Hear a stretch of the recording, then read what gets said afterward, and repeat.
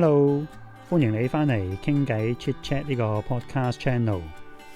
上一集呢，我即係喺呢個1歲生日嘅 Q&A 都有講話，下一集呢就想繼續呢個香港人最中意返工系列，咁錄返個自家故事先，因為係咯，原來我都冇記錄過我自己個工作咁。個系列一開始嘅時候就有一個朋友 Jack 即係講咗佢揾到呢個夢寐以求嘅工作啦，喺自己呢個最愛嘅球會打工。咁呢集就諗住講下我自己嘅工作。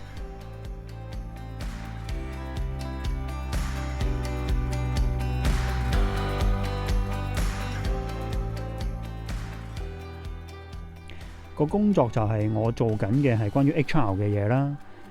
我個工作個 title 就叫做 Employment Law Advisor。咁而家已經做咗超過2年啦。簡單講嘅，其實個工作就係提供相關嘅勞工法例一啲嘅 advice 俾我哋嘅客戶咁。啲客戶通常都係打電話入嚟啦，或者send email 嚟啦。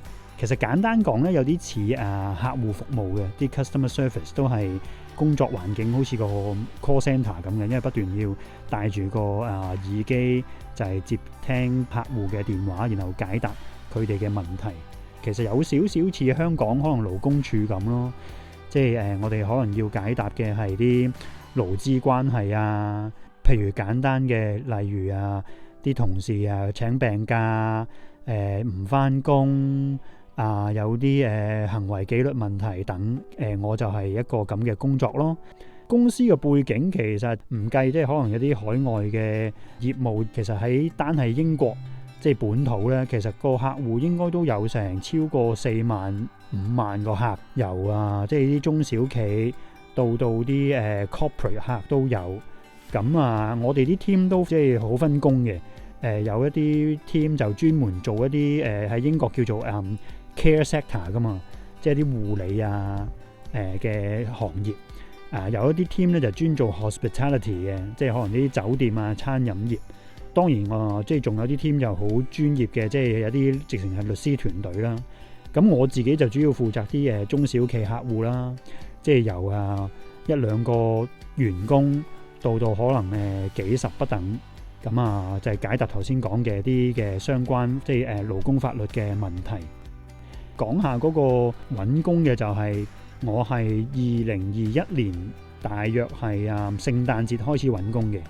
咁到2022年嘅3月中咧就返工啦。嗰陣時嘅就係因為即係細路已經安頓咗啦，返學啦，咁都有地方住啦。跟住嘅就係見到自己銀行個戶口越嚟越少錢啦，又未到倒水咁恐怖嘅，咁但係始終即係都係即係有出冇入，唔多唔少都有啲緊張嘅。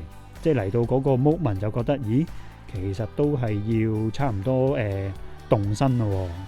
咁當然去到3月中返工，即係好多朋友都話：哇，你咁快揾到工，真係戥你開心都係嘅。講下少少自己背景嘅，係香港嘅，其實咧即係一路都係做關於 HR 相關嘅工作。咁從前多啲係做in-house 即係好聽就 generalist 即係好似咩都掂咩都知咩都識。即係其實實情嘅就係打雜咁咯。即係除非一啲好大嘅 corporate 咯，我諗如果唔係個 HR department 都未必話好多人。咁所以其實嗰陣時喺香港嘅都係即係咩都要做咯，咩都要知下識下咁。自己最中意做係 training 嘅。咁所以其實嚟到呢份工係完全係一件嘅即係新嘅事情啦。嗰陣時即係揾到工係啦，即係朋友都話：哇，戥你開心咁樣咁快揾到。其實我都唔知快定慢，因為即係快慢係好相對噶嘛。咁我知道有人咧比我更加慢，但係都有好多人咧比我好快嘅。如果快嘅就係可能佢未必諗咁多啦，即係落地就咩都做咯。可能係超級市場、餐廳，即係好多人做嘅Amazon 或者即係送餐，即係food delivery 嗰啲咧。咁其實可能你要做嘅都好快有得做嘅。咁有啲人就慢啲咯，即係可能有啲人就好想揾翻自己本行所以就可能又唔急啦。咁揾1年半載先翻工。咁所以即係快慢真係好相對。咁但係對於我嚟講嘅就係即即係如果可以嘅話，都唔係最想咁快話揾即係啲餐飲啊、送貨啊、做倉啊嗰啲，即係好老實嘅係自己對於體力勞動嘅工作呢，其實我諗我都即係未必有咁嘅能力。論我嘅身形，論我嘅體魄，其實呢，如果要做勞力工作呢，應該好快就可能會打柴係咁。咁所以如果未去到最尾嗰個 moment 咧，應該都即係唔係好想嗰陣時咁快考慮呢啲工嘅，咁都希望揾翻即係相關嘅本行啦咁。咁所以咧一開始揾嘅都係可能好多香港人會即係經過嘅途徑就係Indeed 啊、LinkedIn 啊。對於我嚟講嘅就係其實我係有 LinkedIn account 嘅，但係從來都唔用嘅。咁所以其實即係要啟動翻嗰個 account 咧，都要花啲功夫。因為從前喺香港其實即係收人哋嘅 CV 睇 CV 係我自己本來嘅工作啊嘛。咁但係到嗰個 moment 其實即係要拎翻份 CV 出嚟去執翻個 LinkedIn account， 即係其實唔多唔少都有少少即係有啲瀨嘢嘅感覺，因為又要重新又要執過。咁但係好感恩啦，亦都好慶幸當時其實即係喺自己翻嘅教會都係個 local 嘅教會，咁都有啲弟兄朋友幫手，即係可以我 send 份 CV 俾佢哋，又幫手去睇下，即係以佢哋嘅經驗，即係我咁嘅 CV 嘅設計或者咁嘅寫法，即係會唔會都 OK 呢？咁其實都好感恩嘅，就係即係佢哋都俾咗啲相關嘅意見。嗰陣時其實俾自己嘅就係我每一日 send 一份 CV 出街。咁我都係啦，就係喺Indeed 啊、LinkedIn 啊，即係用嗰啲 keywords 咯。我都係打 HR advisor 咁。即係到我3月中翻工，其實我總共咧即係send 咗43份 CV 出街。咁43份又係唔知多定少啦。即係可能有啲人覺得哇，即係揾到份工只係 send 咗43份。咁有啲人可能哇43份咁多。咁我唔知道多定少啦。但係對於我嚟講，其實我呢啲細仔咧。揾過嘅工咧，加埋係冇 send 過43份 CV 出街嘅，咁所以對於我嚟講咧，今次已經係好多噶啦咁。我係有3個 interview 嘅，即係計埋最尾見得成嗰份啦。我覺得我 interview 表現都 OK 㗎，即係最少自我感覺良好。咁但係最後都冇請咯。咁我都有 send 翻 email 問翻即係嗰啲僱主啦，即係覺得我 in 成點啊？有咩原因佢唔請啊？咁當然佢都好有禮貌回覆嘅，就係你嘅經驗我哋都好 appreciate， 年資都好多。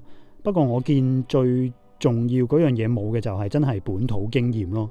咁冇計嘛，真係冇啊嘛，因為冇喺英國做過嘢。咁所以相關嘅英國本土嘅經驗係零嘅，咁我估呢個係最主要原因，佢哋唔請。咁好老實，其實都有失望嘅，因為都覺得喂，冇第一份點累積到經驗啊，大佬，咁都要有機會先得㗎。咁但係調翻轉個角度諗，即係如果我係僱主，講真，點解我要請一個新嚟嘅香港人，唔請翻一個 local 呢？某程度係合理嘅嗰件事。其實我而家呢一份工呢，都係多謝教會一個弟兄。其實佢嗰陣時就係話，喂，我用緊一間 HR consultancy 嘅公司，我知道佢哋請人喎，不如我將你個 CV 抌過去啦。咁我嗰陣時梗係話，梗係好啦，唔該晒你咁。但係其實我係唔知道佢哋係請咩位，即係做啲乜嘅。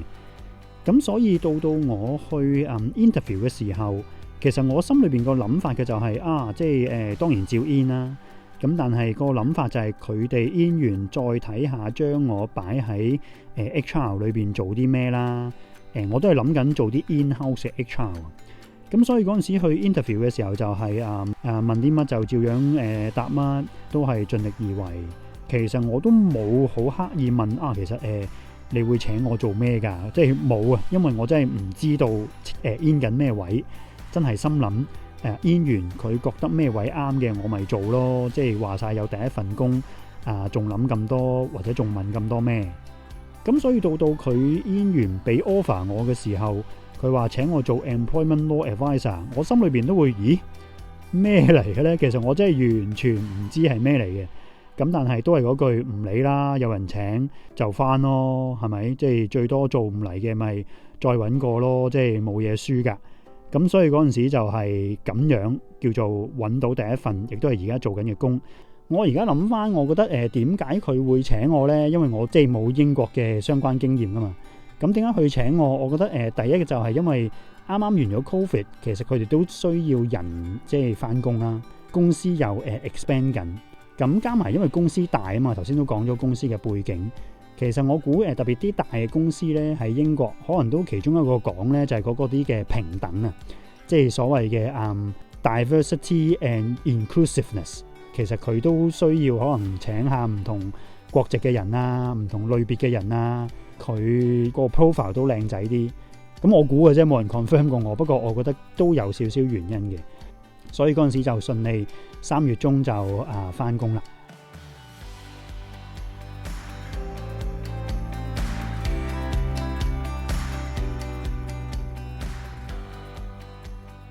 中意呢一集嘅可以俾個 like 啦，留啲 comment 俾我 ，follow 呢個 Facebook page， 同埋咧將我故仔 share 俾身邊有機會有共鳴嘅人聽。我哋下一集繼續有呢個香港人最中意返工系列，我嘅自家故事。下一集我哋再傾過，拜拜。